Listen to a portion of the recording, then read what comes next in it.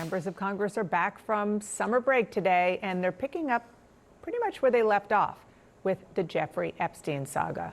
House Speaker Mike Johnson and members of a key committee will meet with some of Epstein's victims ahead of a public news conference that's scheduled for tomorrow.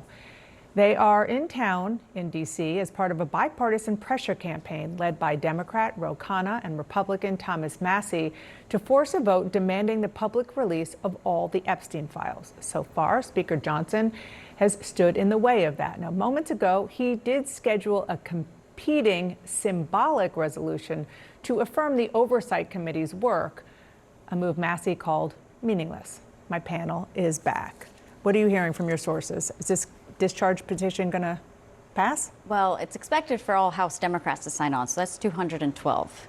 Have to get to 218, and there are Republicans who have said time and time again that they are for releasing the Epstein files.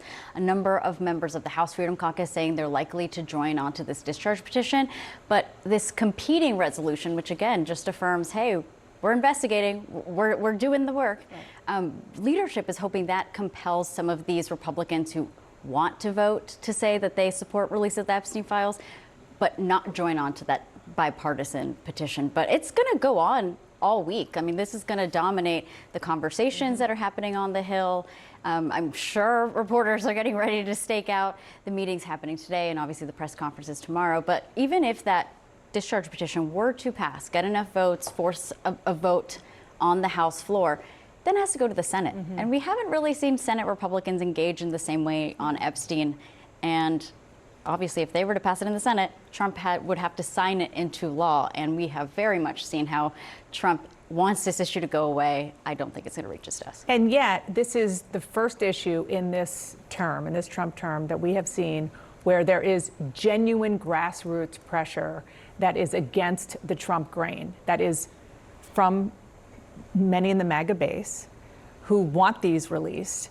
And clearly what Ro Khanna and the Democrats are doing is trying to make Republicans take an uncomfortable vote so that if they vote against it, every single campaign against every Republican who's in even a moderately tough race, the Democrats are going to say they claim that they wanted the Epstein files to be released, but look, here's a no vote. They really don't. Can you really trust them, or whatever it is? I mean, the ads kind of write themselves. Real quick, before you jump in, you mentioned that there's going to be a list of things that are happening on this front.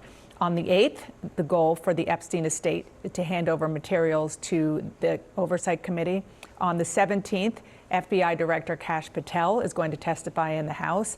And on the 19th, the former Labor Secretary, Alex Acosta, is going to testify in the House. Why? Because he was the prosecutor in charge of the deal that was struck back during Trump 1 with Jeffrey Epstein.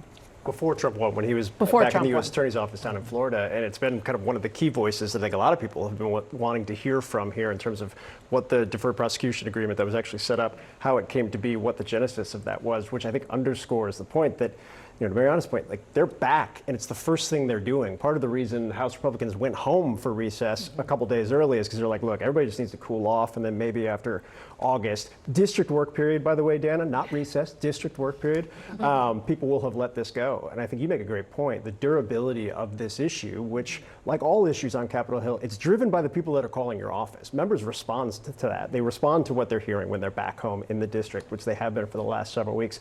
It's like nothing I've ever seen before, given how desperately the White House has tried to put this to bed every which way but Sunday, including the release of the transcript with the Deputy Attorney General just a couple of weeks ago. And it's still here, and it's going to be here for weeks to come. Let's listen to what Ro Khanna is saying about his push with Tom Massie, one of the most liberal, one of the most conservative members of Congress, together to get this vote on the floor.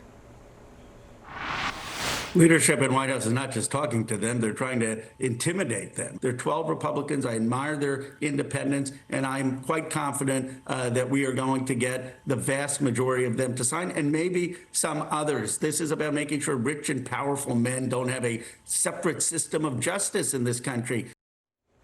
Now, I just want to say, the Democrats are doing this, maybe if all of them are going to vote for it, because it makes Republicans uncomfortable.